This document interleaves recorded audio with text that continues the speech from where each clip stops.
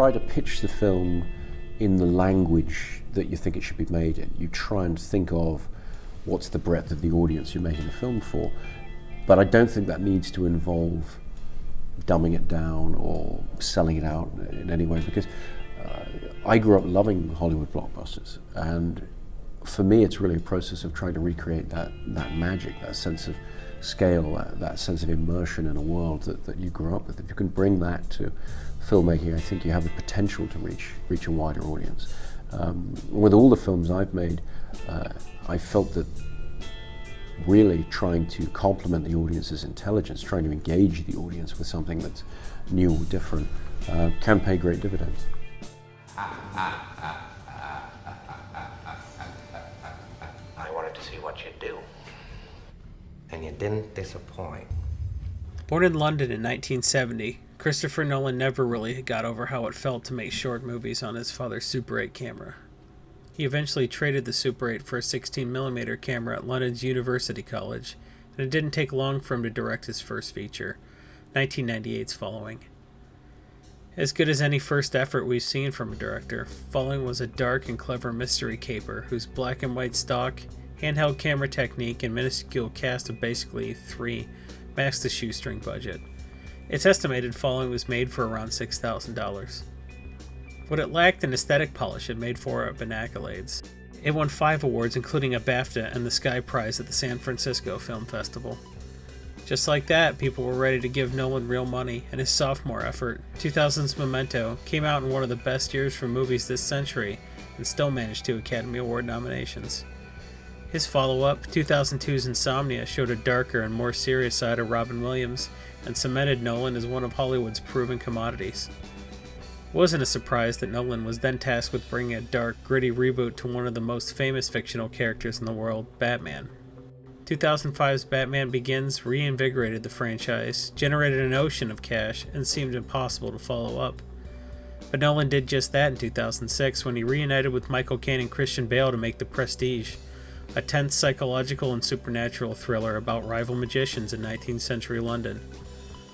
Nolan returned to the Batman universe he sculpted for 2008's The Dark Knight, which you may have heard of. The Dark Knight may have been a challenging film to make, but it had nothing on his follow-up, 2010's Inception, a fantastical contemplation about dreams, consciousness, and the illusion of choice. Using practical effects wherever possible, Inception teased some of the visuals Nolan was capable of with practical effects, and foreshadowed elements of a movie that would come out in 2014. First, though, Nolan had to close the loop on his Batman universe, and he did just that in 2012, ending Christian Bale's tenure as Nolan vs. Batman and making audiences hungry for a darker tone in comic book films. 2014's Interstellar got us used to the concept of astronaut Matt Damon stranded on an alien planet and Matthew McConaughey contemplating the nature of time as a flat circle, which prepared us for the cinema and television landscape that would come after 2014. Nolan wasn't quite finished, however, and 2017's Dunkirk, a harrowing World War II picture, won 3 Oscars and demonstrated Nolan still had the Midas touch. His forthcoming espionage thriller, Tenet, has leaked very few details, but should deliver more of Nolan's signature guerrilla-style close-ups, stoic male protagonist, and a plot that's almost too clever for its own good. Nolan seems to have more in the tank, and if he keeps working his magic, audiences will continue to flock to the cinema.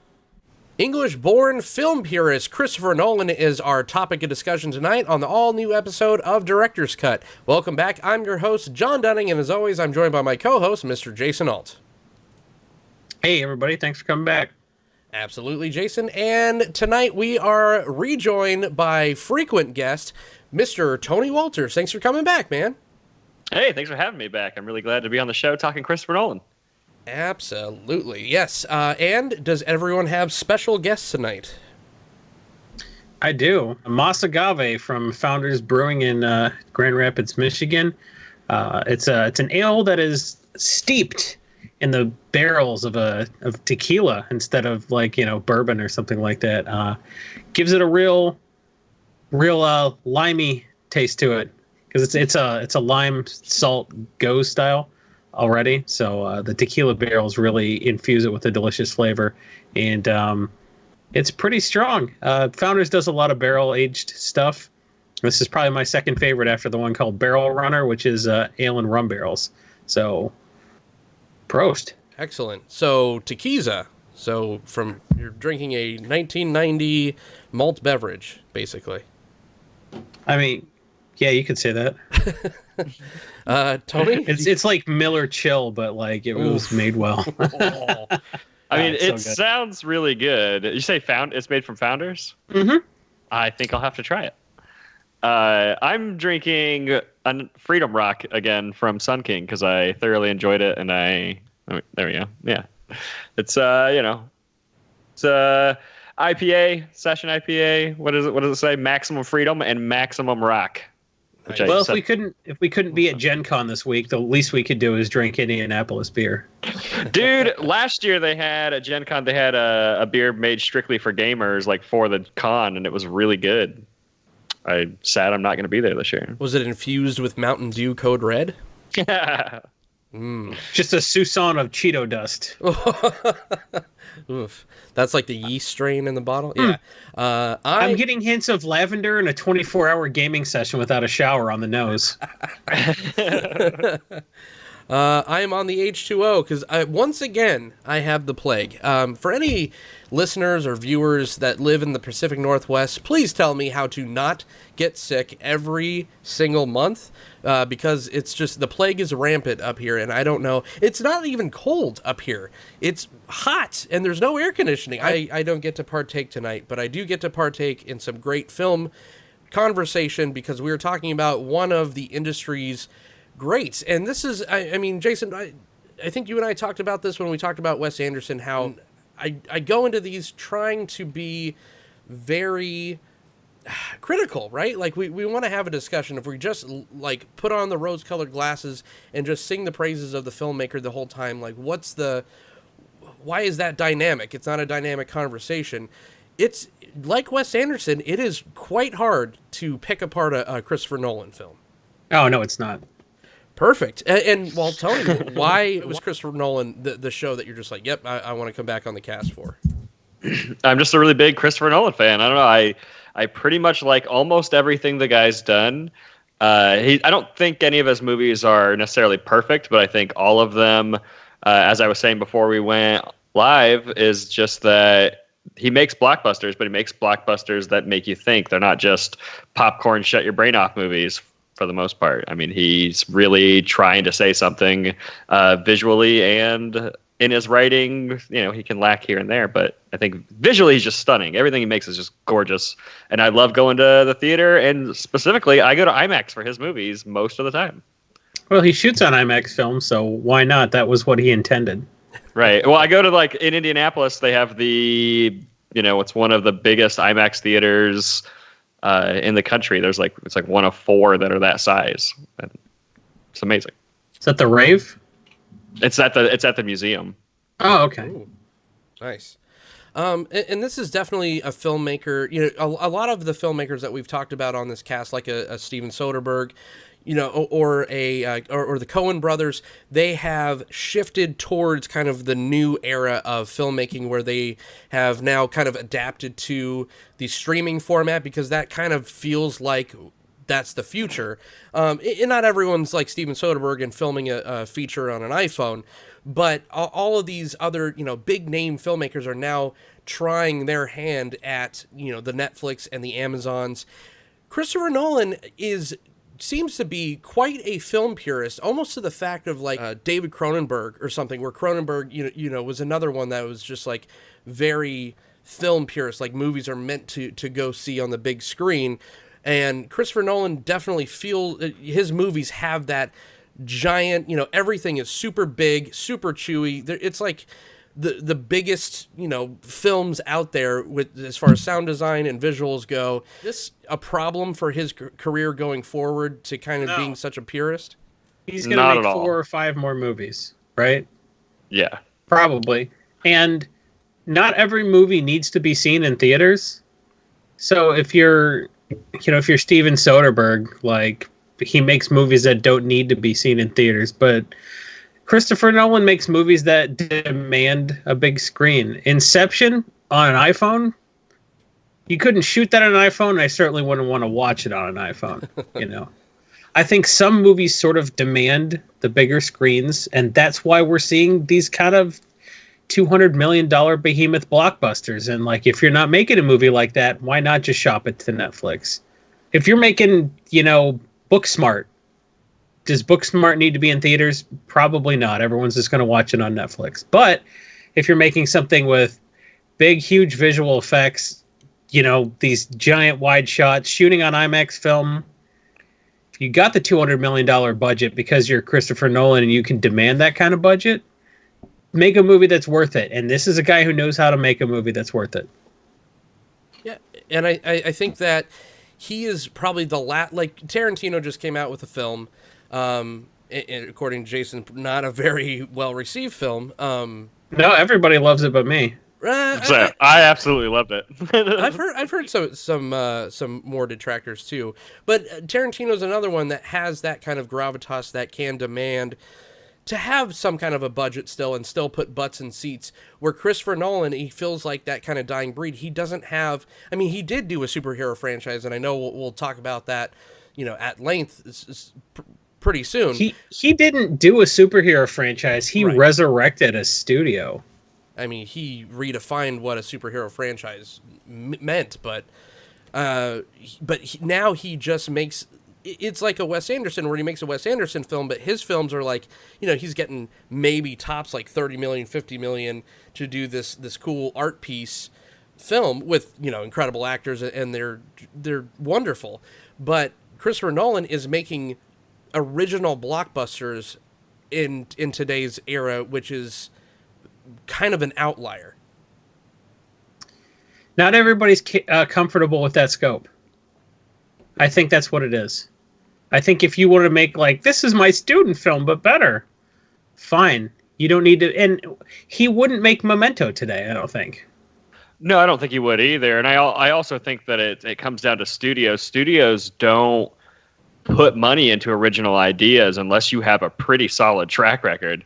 And Nolan has one. You're going to give the guy the money because he's going to make him. You're going to let him take risks because he's proven to be able to do it. But with these new upcoming directors, Marvel just keeps grabbing them and making them do superhero movies because they're like, hey, we can manipulate you to do whatever. And you'll have a huge blockbuster and have this crazy giant budget and be able to do these cool things and experience a lot of stuff, but you're not really going to have say in it.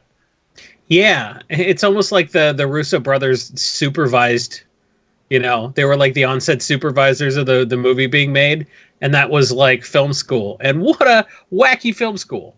Right. Totally awesome. They made a shitload of money, and now they can go off and do whatever they want. Well, they're making a really ambitious film, that 21 Bridges or whatever with Chadwick Boseman. That looks huge in scope. It's like basically all of New York is this movie.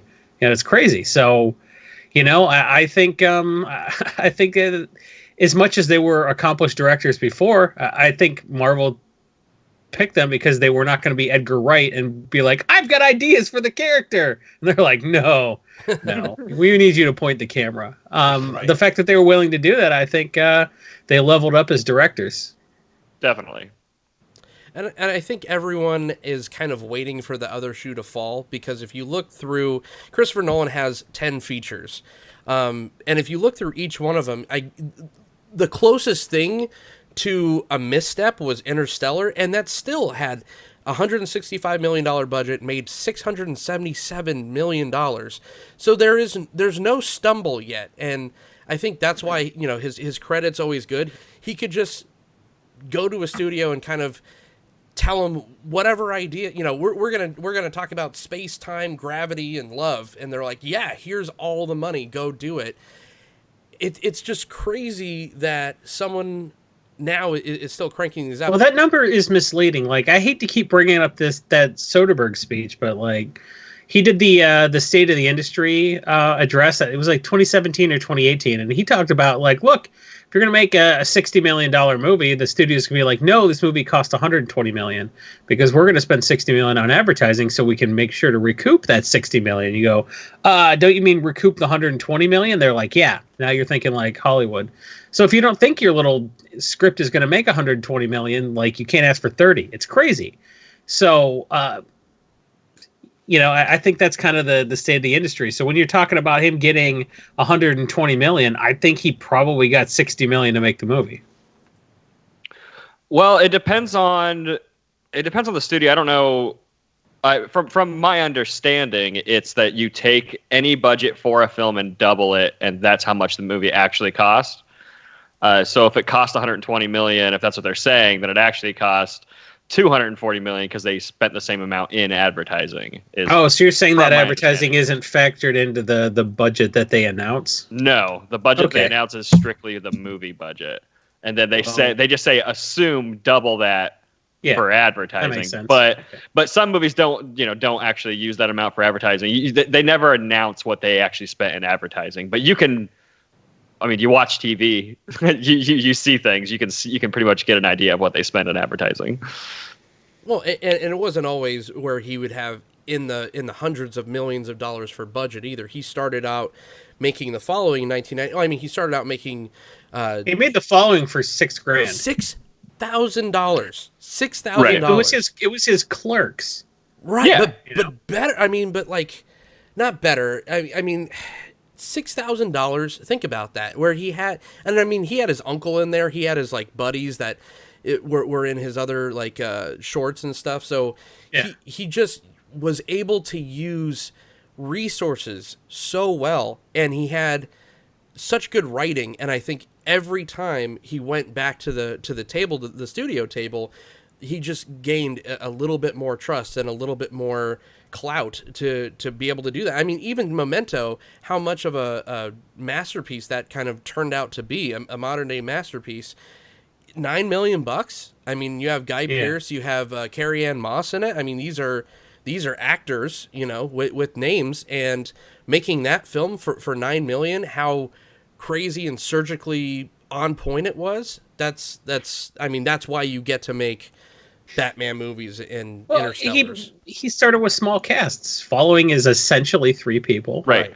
Well, Memento is essentially 4 people.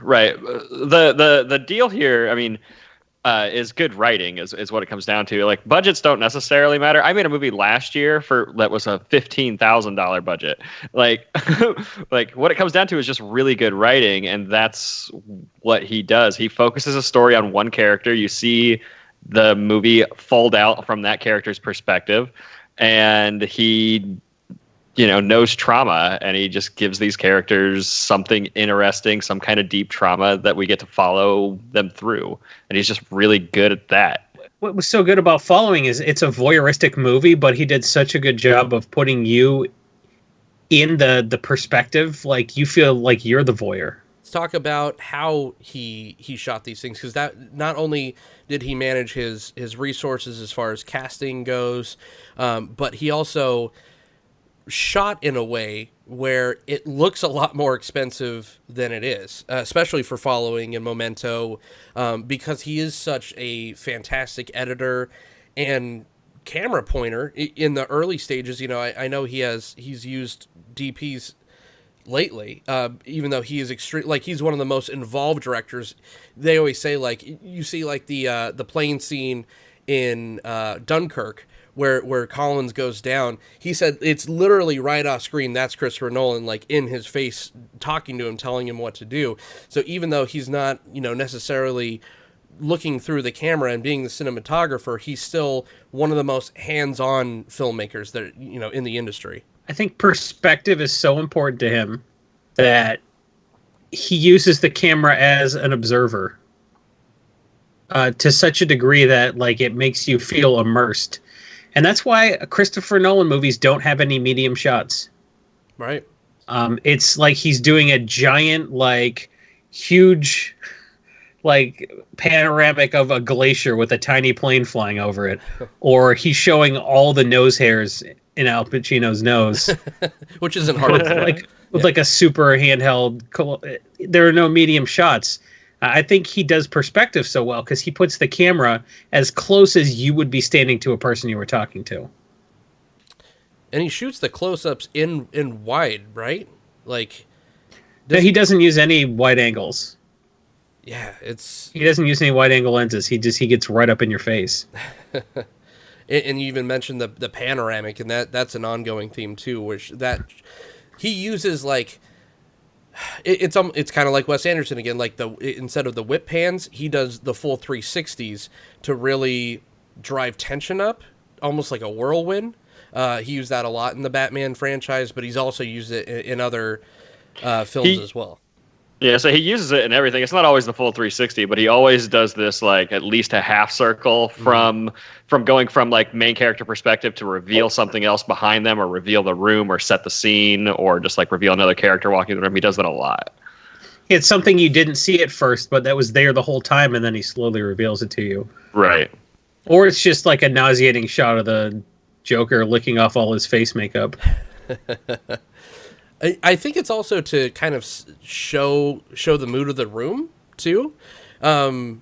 He does like showing a lot of other people's reactions that are observers, that aren't intentionally connected to the person that's delivering the dialogue or receiving the dialogue directly. It's a way to kind of show the entire mood of the area as well. Right. He does a lot of focusing on reactions, and I think that's like it's a good storytelling device, and it's something that a lot of good directors do. My favorite episode of Breaking Bad is Ozymandias, and that entire episode is basically shot in other characters' reactions to what's happening, and it's one of the best, if not like the best episode of the series. I think that's the first thing you learn in film school when you study Hitchcock, right? Like that was all Hitchcockian reveals is you showed the character reacting in horror to something, and then you showed what they were reacting to. Yeah. And it's such a simple technique, but it's really effective. And talking about influences, that's a good segue. He is a huge, he was influenced by Hitchcock for sure. Kubrick, of course. Kubrick's always one that kind of pops up in these shows. And then Terrence Malick, he said that, Tree of Life was very transformative for him, and Tree of Life kind of came out relatively recently, but you could almost see like what is it, Days of Heaven, the Richard Gere one, like that. Yeah. There's almost some Days of Heaven in Interstellar, with lighting the crops on fire and everything, and then there's a whole shit ton of Tree of Life in Interstellar. Well, I think that was kind of a love song to Terrence Malick. I mean, Interstellar is the movie he made right after Tree of Life. And Malick's another guy who just loves handing the camera to people, That was how many movies did Malick make with Christian Bale where he's like, here's a GoPro, go make my movie, So go frolic in the field, yeah. But I mean, as much as that sounds like a weird choice, I think it worked. I found those films charming, but that's just me, I guess. I did not. well, we talked about it. It's like what would happen? How good would this film be, at least from my perspective, if they just turned off that voiceover? Well, you get a Christopher Nolan film. Yeah. So I guess that worked out. Yeah, Nolan doesn't do voiceover, and if he does, it's like it's a voiceover of him talking to somebody.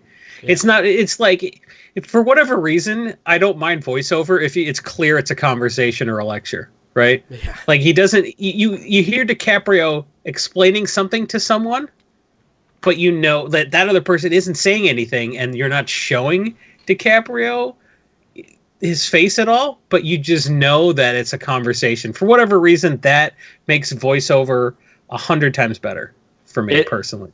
Dude, I hate narration. I really do. Yeah. Like I hate it as a storytelling device. Every once in a great while, I mean, it's fine. It doesn't I don't hate it to the point I'm not going to watch a movie that's narrated. But it's just one of those things that I feel like I'm a big fan of show me, don't tell me, and narration takes all that away. Unless you can tell me and show me some really cool stuff at the same time, which is usually what narration's for, but a lot of times people don't use it like that.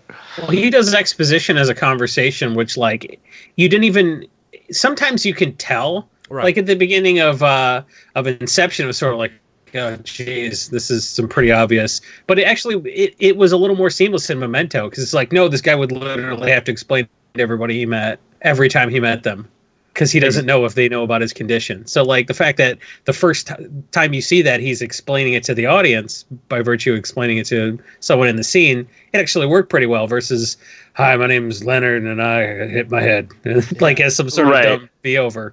Right. That's if I had one complaint, universally across the Christopher Nolan's work. It is that they are a lot, like most of them are very exposition heavy. He does do a good job at like showing you a lot of cool things while he's giving you exposition or making it feel like a conversation. But you also have movies like Interstellar, which kind of require a lot of exposition for them to really explain what the hell's going on. But though there's a bunch of chunks in Interstellar where you're just like, all right, I got it though. I got it. Can we move on? Like, whereas in Inception, it was really good. yeah, no, Inception it's good. It's hidden well to where they're giving you answers to questions you have. Like in Interstellar, it's like you don't necessarily have questions, but they feel like they need to answer it anyway.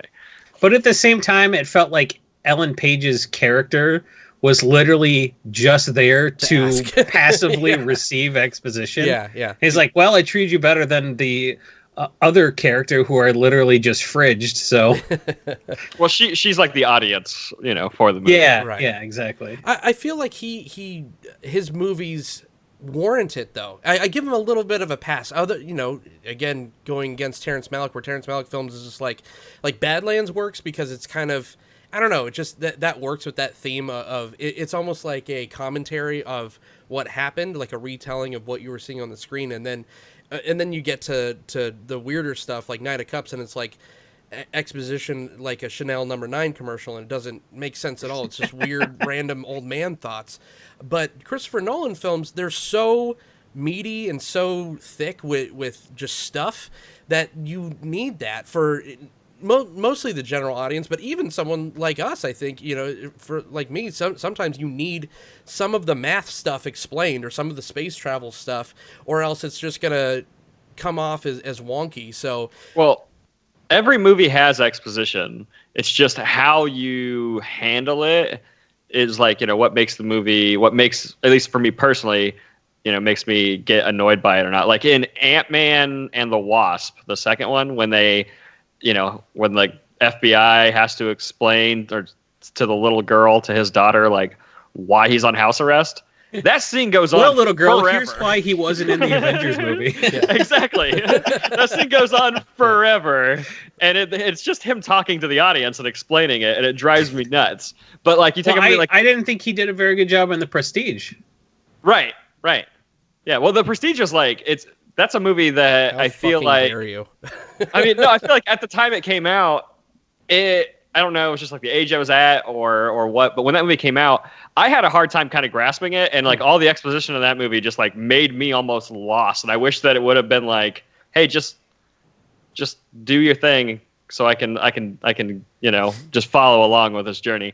Like, but movies like The Matrix, the way that they handle exposition is like, there's a lot of exposition in that movie, but you don't notice it because you're just along for the ride the whole time. It feels like a training Or maybe manual. because you saw it when you were 15, and Well, now yeah. that you're an adult, if you would have seen The Matrix for the first time last year, you'd been like, "What a piece of shit." Probably, right? No, I don't think so at all. Yeah, I agree. Like just the first one. I'm just talking solely the first one. The Prestige is like such a good film to me that sometimes I even forget it's a Nolan film. Like, I don't know. That is like that's my Children of Men for you. Like, The Prestige, I think, is just like a perfect film. And even when I watched it when it came out. So The Prestige is your number one favorite movie then? Shit, it might just be. Like, it's just, I can't think of anything wrong with it. I have no gripe with that movie. It again, the exposition David works. Bowie's Magic Clone Machine. Oh, it's so good. It's so good. He's Tesla. Yeah, remember when Nikola Tesla cloned all those hats? Yeah. Remember how he was always doing shit like that? He was Gareth the Goblin King the whole time.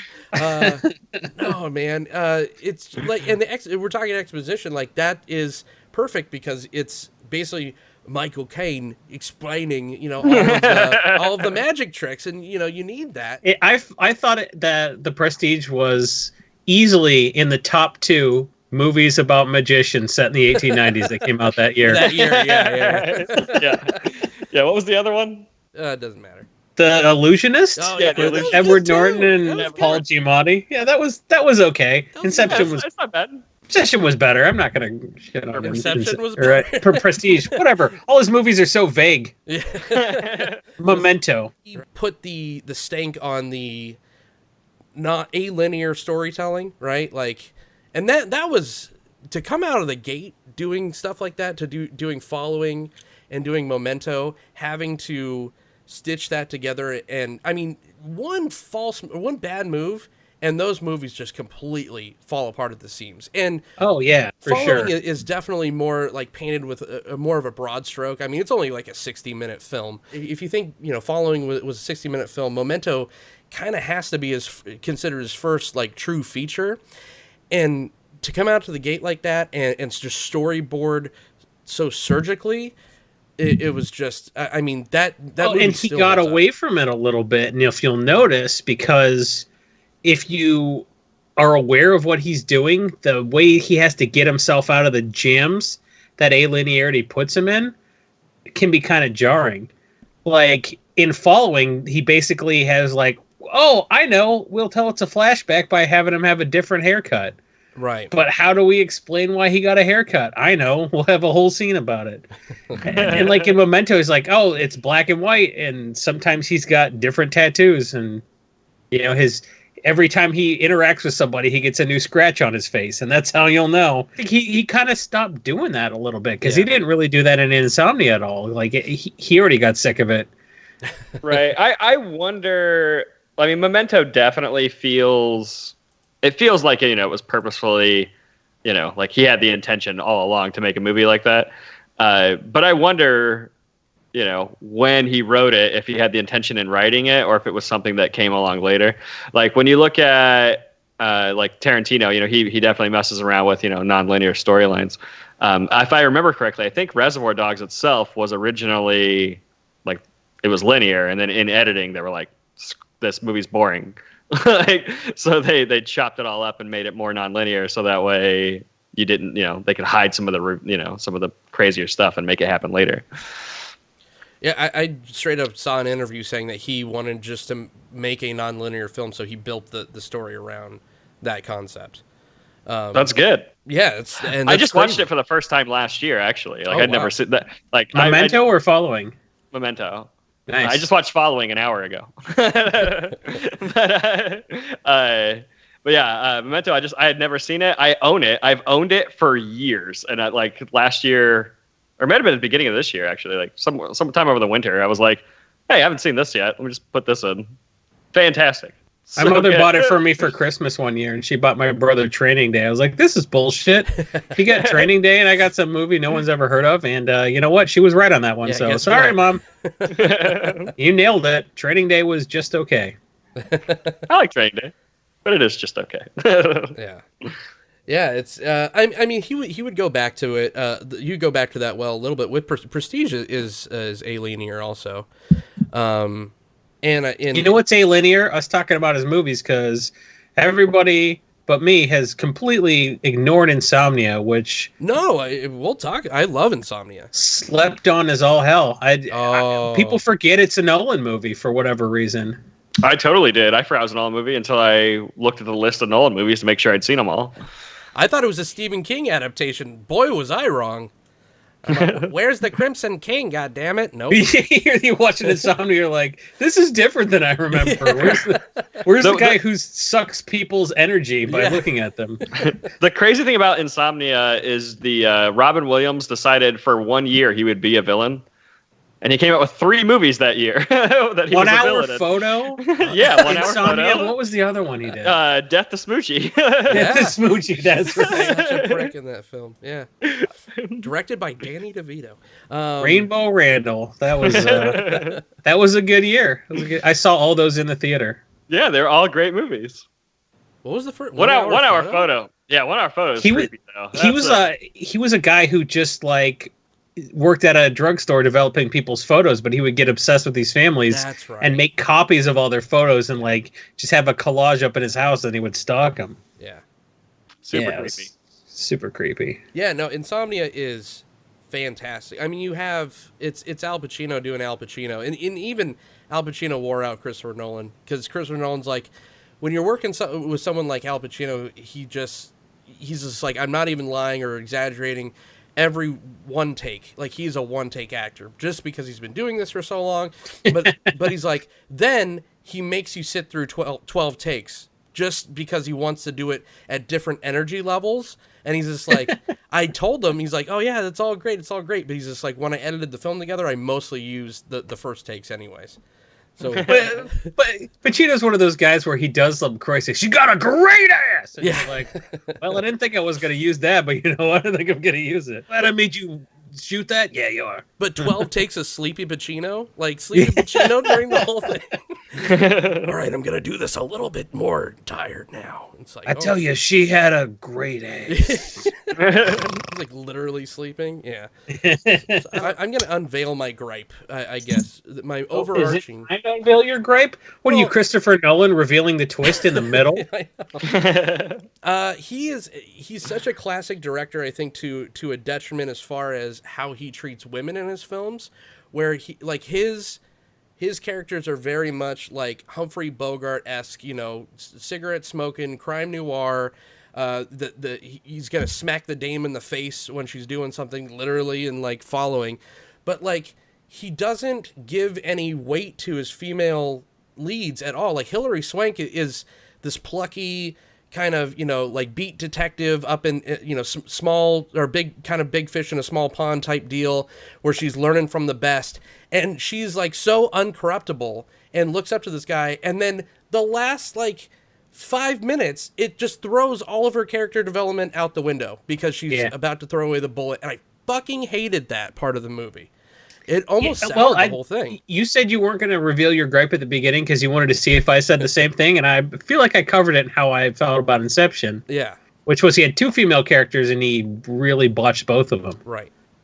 And we gave Wes Anderson shit about not being able to handle female characters, but I think at least he makes them interesting a little bit. You know, Angelica Houston. I don't think... right. He doesn't do a great job. Here's I the think thing. Sometimes men can't write from a woman's perspective, Sure. and maybe hire a woman to write their part. Right. Well, this is what that's exactly what I was going to say. Is that he's a white dude writing stories about white dudes. Yeah. Because he's a white dude who I think maybe has some kind of weird trauma in his life, or at least maybe he's a little bit of like kind of depressed. And he just goes, you know what? I'm going to tell these stories about really depressed white dudes because that's what he knows. Just wearing suits and being pensive all the time. Exactly. Yeah, it's just always about the inner struggle. The, you know, it's the stereotypical flawed character in each. You know, every one of his male white dudes leads have this MacGuffin that they're trying to overcome, and all of his films are basically sprinkling in these pitfalls to kind of soil that. And that sounds like an oversimplification because, I mean, but he does it so well. Like, Al Pacino's character is one of the most engrossing character arcs that I've seen. It's fantastic. He's this, you know, flawed cop, and he gets to kind of unwraps throughout the runtime. But just the fact by the end of it, where he doesn't even know if he meant to, you know, spoiler alert, murder his partner or not, is just, you know, that's brilliant writing. And I'm not saying he's not a good writer. I'm just saying I wish he would kind of mix it up a little bit. Well, he just reskins the same story. Right. But wouldn't you if that story always hit? Hey, like if you found Marvel's a got a formula. As I say, Marvel's got a formula. Yeah. Nolan's got his formula. And his formula is like a morally ambiguous protagonist is juxtaposed with the antagonist, whether the antagonist is a thing or a person, and then he solves it, kind of. You know, like, wouldn't you just keep doing the same thing if it were you? Like, he nailed it with Memento. Like, Following was like a decent first draft. If you want to consider Memento his first feature, he sort of nailed it. He got all the correct beats, and then Insomnia, it's sort of the same deal, you know? And then you apply that to someone like Batman, who could do a lot of good in Gotham City if he just built another hospital instead of putting on a cape and beating up the mentally ill. That's a great morally ambiguous character. Like, who better to tackle Batman than somebody who thinks that white dude problems are something they inflict on everybody else. So that's your Nolan character. Well, I mean, let's jump right into Batman, because like you said, there wasn't a more perfect director, and you know, I don't think he was ever like, ooh, I want to bucket list, I need to check off doing a superhero franchise, because these are not. These are crime films. These are gritty neo-noir crime films, and it just so happens, you know, that they wear costumes, but they absolutely changed everything. They made DC think that they needed to do dark and gritty from forever, and then they try to do it without him, and then they just yeah, like no, it turns out you didn't like dark and gritty Batman. It turns out you like Christopher Nolan. Exactly. Right. Yeah. Just the overarch, you know, the three acts are just brilliant, and there's a lot to be said. You know, of course, The Dark Knight stands out because of Heath Ledger's performance. Because The Dark Knight Rises was terrible. Yeah, I get it. Well, I mean, it wasn't. It's not. I don't think it's terrible. It's I not actually. terrible. I mean, I'm one of the like really few. I feel like that's my favorite one out of the three. Oh, wow. I Ooh, wouldn't go that far, but wow. I always see, and conversely, I always thought Batman Begins was my favorite for a while. Same here. Okay, and then Am I just being a contrarian, Exactly. or was that movie just the best one? That's how My I feel. problem with Batman Begins is the action in Batman Begins. They spent so much time with Christian Bale and like learning this like really particular martial arts technique, and then they do so much close-up fighting. It annoys the shit out of me because you don't see any of it. Like, And that was Yeah. just how they shot fight scenes. Like, I think the Bourne Identity changed everything, because everyone's like, right. oh, exactly. just do a bunch of jerky, like 1 second close-ups. So like if they suck as a fighter, it doesn't matter Yeah. because no one sees anything. It's just a blur. And then Matt Damon standing there holding a magazine or whatever, and the other guy's on the ground. You're like, I guess Jason Bourne wanted to fight. If you watch the behind the scenes and like how they choreographed all those fights, it's really, really something awesome. And they just didn't shoot it well. You can't see any of it.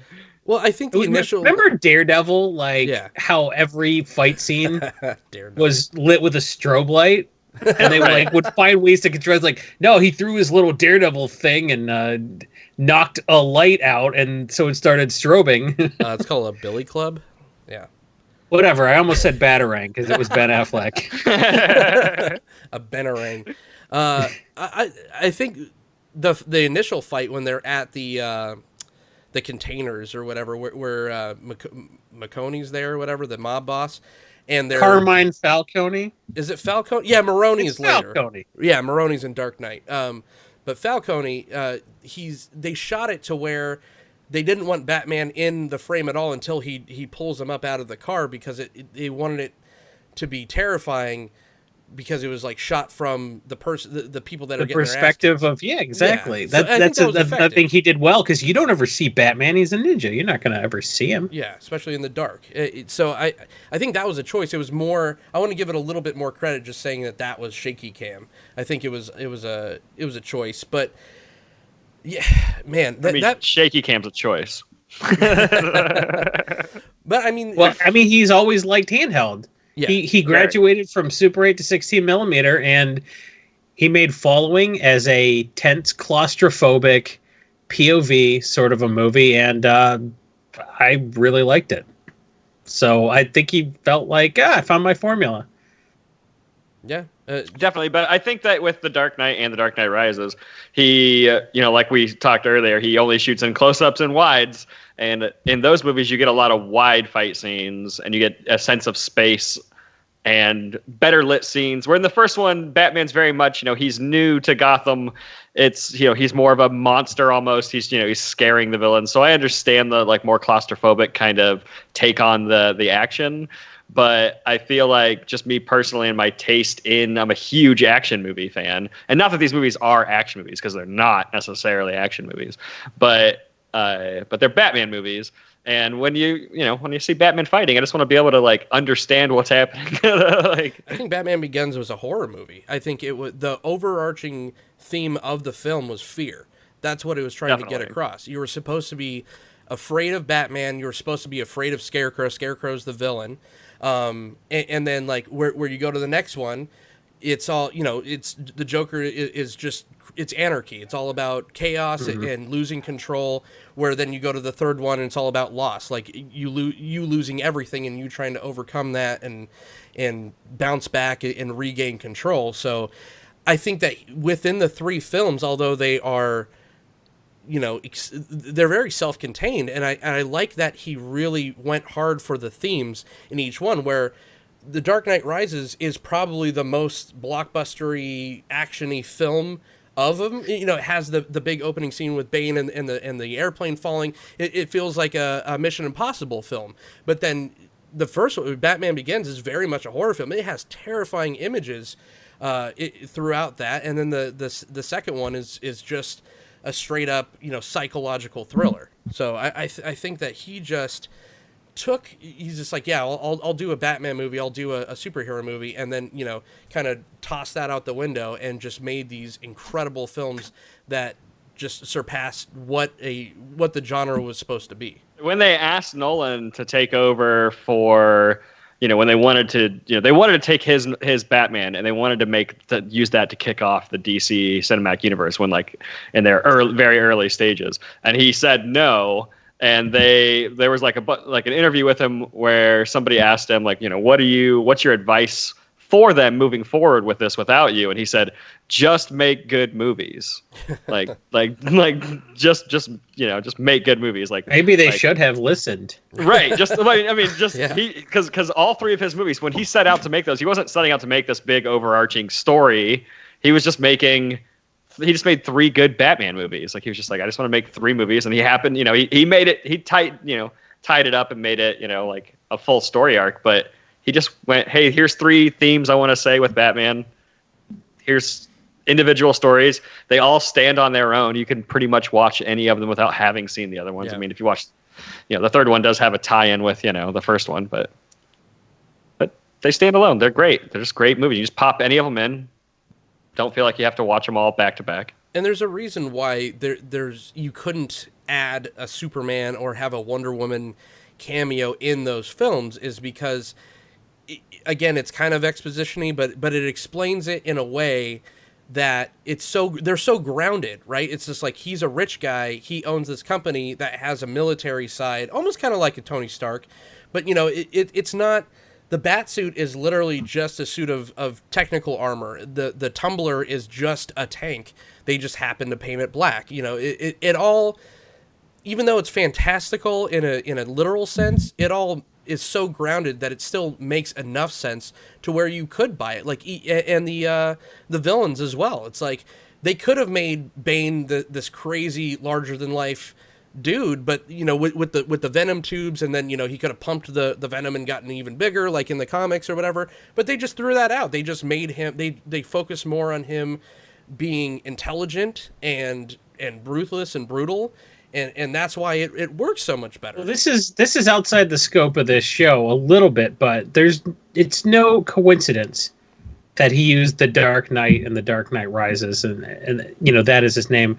This was Frank Miller's Batman. Right. This is Frank Miller's Dark Knight Returns, and I guess he didn't make DK3 until after Dark Knight Rises came out, but like it's Frank Miller's Batman. That's why it's dark and gritty, because like that was the Batman Christopher Nolan wanted to put on screen. Robin's dead. No Robin, just an old guy who can't really hack it anymore. His body hurts, and he's just getting through this through sheer tyranny of will, because he knows that he doesn't have to survive till the end. It's fine, and that's why it took on a lot of the character it did, and that's why DC shouldn't have tried to do it, to do the other movies like it, because like you don't need Frank Miller to do the DC cinematic universe.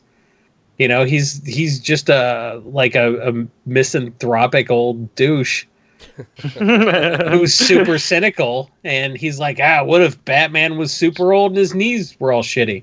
Wouldn't that be cool? And like, Nolan made that palatable, because honestly, Frank Miller's Dark Knight is not really Batman-y. It's a little hard to grasp for a lot of people. It's just too outside the oeuvre of like the rest of what DC was trying to build. So just on the basis of like its source material. It's really separate, but at the time that it actually came out, it was, monumental for DC because at the time Batman was, not taken very seriously as a character. So it re-brought Batman back into the forefront as being like, a worthy character of something other than campiness. Can you imagine if they just made that first Michael Keaton movie and then stopped? Can you imagine if they never had bat nipples on the suit? My God. Or the Bat Visa card, yeah. Oh, fuck, I forgot about that. Yeah, but you had to have those movies in order for us to get these Nolan films. Because if you wouldn't have had those movies, if Batman would have been taken seriously the whole time, we'd have maybe gotten some cool stuff. But I don't think we would have gotten these movies at all. They would have never happened. Yeah, they need to go more silly with the Batflick ones, right? They need to not even like silly because he got producer credits on all of the DCEU films afterwards. Christopher Nolan did. The only one that he really contributed to was Man of Steel, which I guess you could say is kind of a miserable film, but it is the Dark Knight version of a Superman film. It is very dark. It gets really loud and stupid at the end, but it has some good Nolan-esque moments leading up to it with the character development. So they were really even though that Nolan wasn't helming these projects anymore, they were really hoping that some of that magic could kind of rub off. But then they just, then they didn't know what to do. I mean, this is a whole other podcast, right? Talking about what happened with this, going on in the background. But it's just... We should do that sometime. Right? What really happened to the DEC? Yeah, none of this has anything to do with Christopher Nolan. We're just so far... We just went off on a tangent here. Well, I mean... Hey, who knew nerd guys wanted to talk about Batman? It was a Trojan horse. We were trying to avoid it the whole time, really. So Inception, that's a movie that I didn't like at first, and boy, was I wrong. That's a movie I didn't like at first. I used to not like Inception. Yeah. I still don't, but I used to not like it too.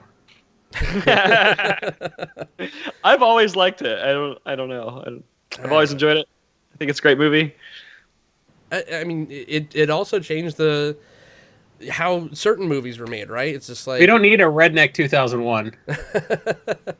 Hey, man, I'm just a simple corn farmer, and all I know is how to do corn. But, man, maybe I'll make a kind of complicated Morse code through time. Oh, you're thinking Interstellar. We're still talking about Inception.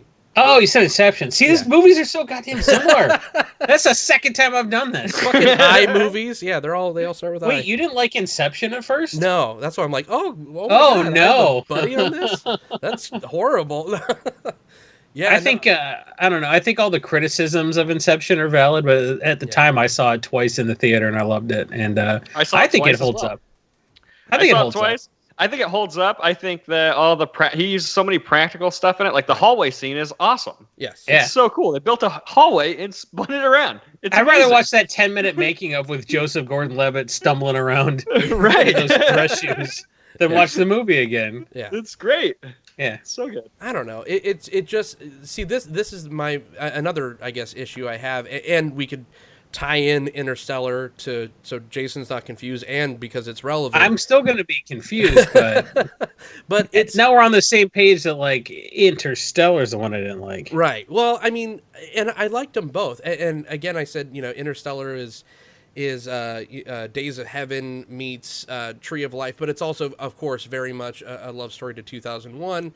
But what Nolan does is he makes sure, even all the way back to Following, Memento, Insomnia, all that, he makes sure that the hard stuff is so crystal clear. He will bring in the smartest scientists on the face of the planet to talk to Matthew McConaughey. Like, this poor guy had to suffer, talking to Matthew McConaughey about, space. Dumbass, man, because, hey, man, you mind if I take my shirt off for this conversation? It just helps me think, man. I'm just going to hit these bongos and you talk about your science crap or whatever, man. Exactly. So he'll do that, and he'll make sure that that's all correct. But then he misses on some of the human elements. Like, you have all this stuff. It's like, ooh, gravity and time. And, I was on that planet for like an hour and 27 years passed, blah, blah, blah. And then they all get back to the spaceship. And it's like, well, you know what? Maybe love. maybe it's all about love, and love will you know. And I'm just like, oh, fuck you. It's just like He had Anne Hathaway say the dumbest shit I've ever heard in my life because he Right. doesn't know how to handle a female character. someone's got to talk about love. Give it to the chick. Yeah. He does so well on the hard shit. Like Inception, he explains or shows everything. No, he knows how to be a brooding, creepy, damaged dude. Right. Well, like And the math Memento was stuff. good, but Yeah. For the record, Carrie-Anne Moss was just a total bitch in that movie because he doesn't know how to make a likable female character. Yep. ScarJo in Prestige as well. She's a For the- foil that the two just record. throw back and forth. I really, really love Interstellar, like a lot. You're not wrong. It's incredible. Who's using models now? I mean, Right. you know, the spaceship. He's using models on the tight shots and all this. It's so good looking, but then it's just like, then you get to the end. It's like Space Ghost. It's like even the Murphy couldn't have something to do. No, It's like, here's the she thing. couldn't Here's the solve the thing. thing, so he has to touch a book and do Morse code. That's your movie? Fuck Dude. you. No, it's great. It's fantastic because there's this like, you know, it's like a whatever theoretical physics like concept of like we live in space time where space is 3-dimensional and time is, you know, perceived as linear, and then, you know, there's like the 4th dimension where it's time space where time is 3-dimensional and space is linear. So it's like they took that concept and was like, how do we make that a visual thing? And it was like, we'll just trap him in a bunch of books and he'll push books through time. Yeah, that movie's great if you watch it muted. It's gorgeous. It's absolutely gorgeous. You know what else is gorgeous? Love. Love is it's as powerful as gravity and time. Can I talk about my gripe about all Nolan movies now? Yeah. I think they're too goddamn clever by like about 150%. I think he tries too hard to be clever. He's like, oh, I got him with Memento. How will I fool him next? And everyone's like, dude, you don't need to fucking fool us. Just make a good movie. He should take his own advice. Just make a good movie. You don't have to be smarter than everybody. I just think he tries way too hard to, And that's to why be I a like little him. bit too clever. But that's why I enjoy it, because everybody, you know, in this space makes these blockbusters that are just shut your brain off kind of movies, and he makes movies where he tries to be clever. He takes that extra mile, and that's why he's not I like it. trying to be clever in the way that somebody's doing a good job by working hard. He's trying to be clever in the way that like a sophomore astrophysics student is trying to fuck a chick at a party and just tortures her. Talks about stuff he barely understands, and she's just like trying to chew her own arm off to get out of this conversation. That's him trying to be clever. I think he Maybe I'm just easy then. That's what, his movies are borderline sexless too, right? There's none of that. There's no like romance in his films. It's all he wants to live in a world without women. Yeah. I think we've proven. I'm sorry, if Leonardo DiCaprio knew how to eat pussy, his wife never would have jumped off that building. She'd be like, was our son ever really alive? But also, yeah, you're pretty good at that. So I think I'll go downstairs and come up to your hotel. Yeah. I don't know. Dunkirk, he had a baked-in excuse. No women in the war, right?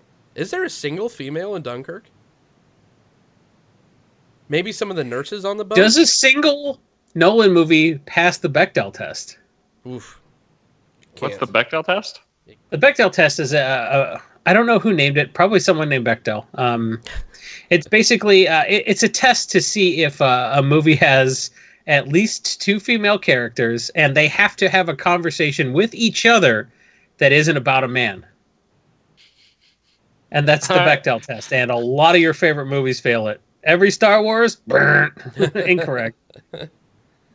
Yeah. I don't know. It has to have 2 female characters, and they have to have a conversation about something other than a man. Because a lot of female characters are just there to get fridged and drive the male plot forward. You know? Right. And that's not great writing. As clever as Memento was, it wasn't great writing when the only female character was in there just to get punched in the face. There were 2 female characters who were viciously beaten. Not my mistake. Right, I was to say, there's another one. Excuse me. Get it straight, please. You got the one who got punched in the face, but what about the one who got punched in the face and then raped to death? You're like, oh, my mistake. Oh, shit, yeah. Can't leave her out. Oh no, Sammy Jenkins' wife. Never mind. There were 3 female characters. They just never saw each other. And the prostitute. Strong. Oh, there were 4. This movie's like an onion. It's just like all the worthless female characters who had 2 lines of dialogue. They just all run together. Do you have all these characters tattooed on your body somewhere? You're just Yeah, pulling right. them out of your That's so I ass. won't forget. It's like, here's my Interstellar tattoos. Just like, do you mean Memento? Fuck. No. Good thing it's permanent. Yeah. I think he's the antithesis of M. Night, right? Like you said, where he's constantly trying to like, oh, what can I do to one up and get more, to make myself sound more cool. Where M. Night's just like, what stupid ass, twist can I do at the next one to really, lower expectations? I don't think he's the anti-M. Night. I think he's just a more effective M. Night because he still sure. does dumb twists, but he puts him in the middle of the movie. What a twist. Because the movie's shaped like a horseshoe, so the end has to come in the middle. I did it. I nailed it. Talk about the and that segues good into the 4 acts where Nolan has kind of like what would you say earlier, like epilogues in his own films? Yeah, and it's kind of like sometimes you can tell a movie was based on a book or a play because it's got a 4th act, Right. And so like his movies kind of feel like they were based on a book or something. I was like, oh, the movie would have ended there if it was a movie, but like we're revisiting this. When you said that, it wasn't something we talked about before. When we sat down to write up the notes for this, John's like, well, there's 4 acts. And I was like, oh, there is always kind of like Michael Caine seeing Batman at a cafe sort of a thing at the end, isn't there? Yeah, There definitely is. It's like an insert after credit scene like you see in the Marvel films, but it's tied into the film where most films will it has a very obvious cut to black, and then you have Tom Hardy flying on the beach in Dunkirk and getting picked up by the Nazis. And then them reading, coming home and reading the newspaper clipping and all this. For someone that doesn't like to do like sequels or anything afterwards, he kind of make sure that that this is a self-contained film because it's like, okay, this is it. There's no discussion on how it's ending. This is at least the obvious direction that the character's going. And sometimes like the 3rd act is really the last act, but you didn't realize it. Right. He kind of did that with Following a little bit. Mm-hmm. Where the 4th act was the 3rd act and the 3rd act was the 4th act. Right. And he flipped it a little bit just to like reveal like, oh, this was the thing all along. Yeah. Right. You see the plotting of your downfall after you see your downfall, and then the whole movie has a nice bow at the end. I like the way he structured Following a lot. As much as I like give him shit for trying to be too clever, I think that was the perfect amount of clever. I thought Following was well executed, and Memento, same deal. I think that his execution is pretty solid across the board. I don't know. I enjoy all of his movies. I don't think any of them are necessarily perfect films. They've all got their own issues, but I enjoy his movies. Like when you said you were doing the show, I was like, I got to be on the show because I've seen all of his movies. It's just like every time he comes out with something new, I'm really excited. I was super pumped to go see Dunkirk when that was announced. I was like, oh, cool, this will be great. It's my least favorite of his movies, but I still thoroughly enjoyed my theater-going experience watching it. But it is my least favorite just because I feel like it doesn't really have a story. It has a story, but it does not necessarily. It doesn't feel like a Nolan movie because it was like too much of an adaptation of. There's not like a fantastical element. There's always like a slightly fantastical element. I think Insomnia is the most grounded movie.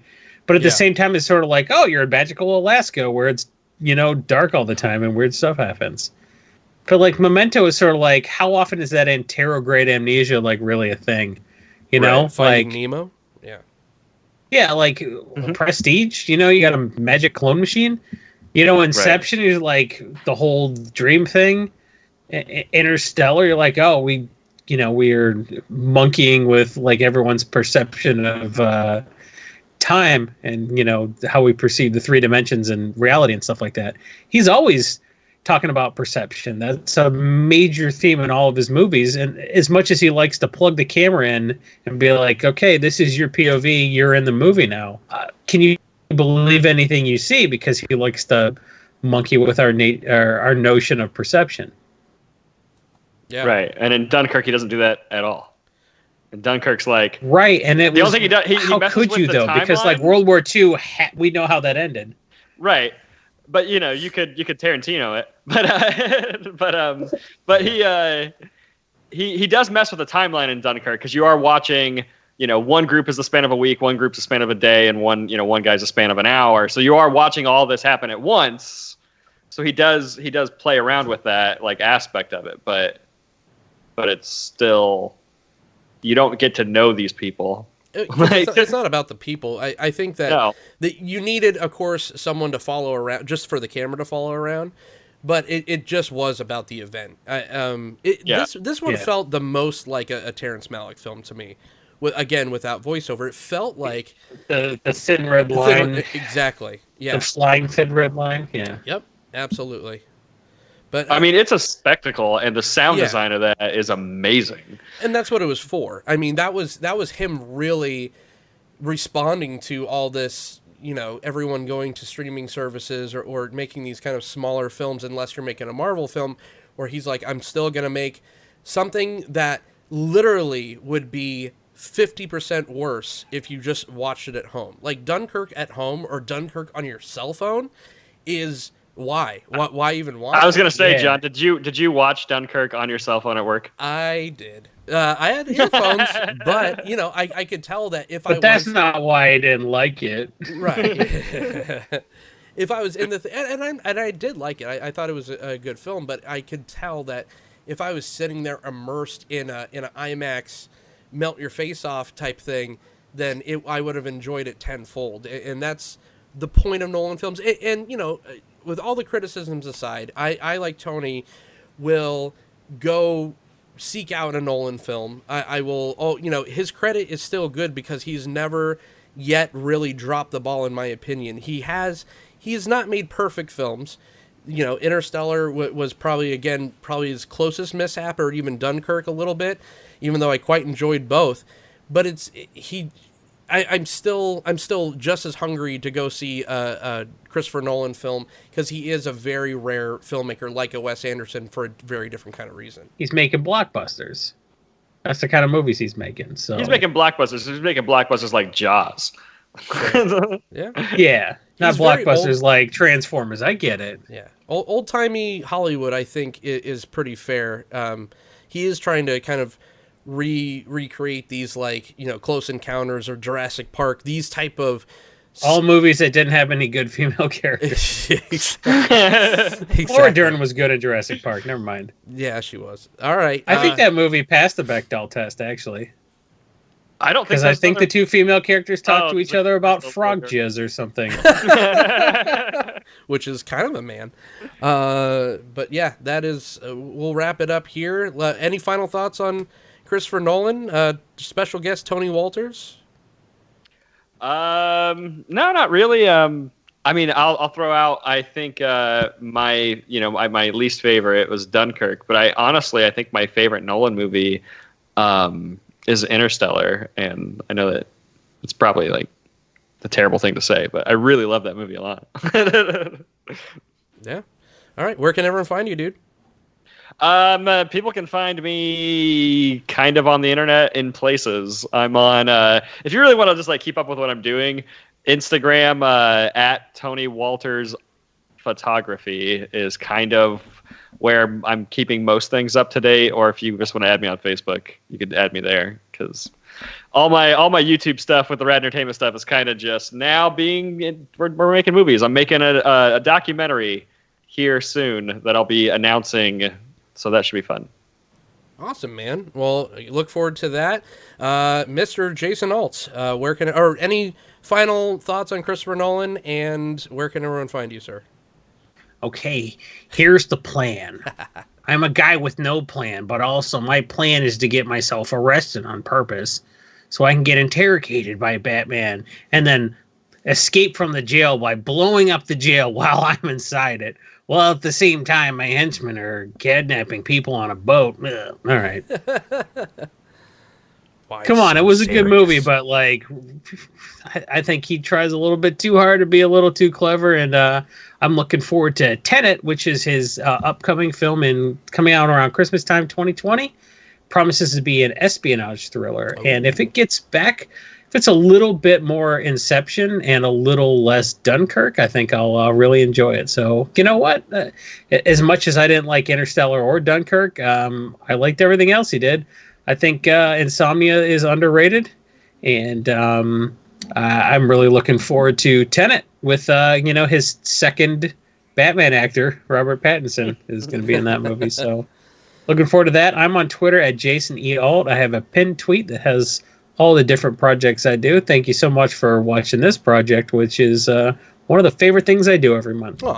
But if you like this, go ahead and give it a thumbs up, do all the YouTube stuff. Also, if you would just want to listen to this in podcast form, you could do so on Spotify, iTunes, all that stuff. Leave us a rating. It really helps, all the interaction. If you want to talk to us about film or about anything, you could go to the Twitter handle for Director's Cut. It's cut_director. And then if you want to follow me personally, I'm at Orzov Dunn. So until next time. Are out of line, and it's still a boys' club on the whole. Well, I mean, certainly there are all kinds of valid criticisms leveled at the film industry along those lines. Whether or not it's worse than other areas of life, I couldn't say. But certainly scrutiny on the issue is never going to be a bad thing.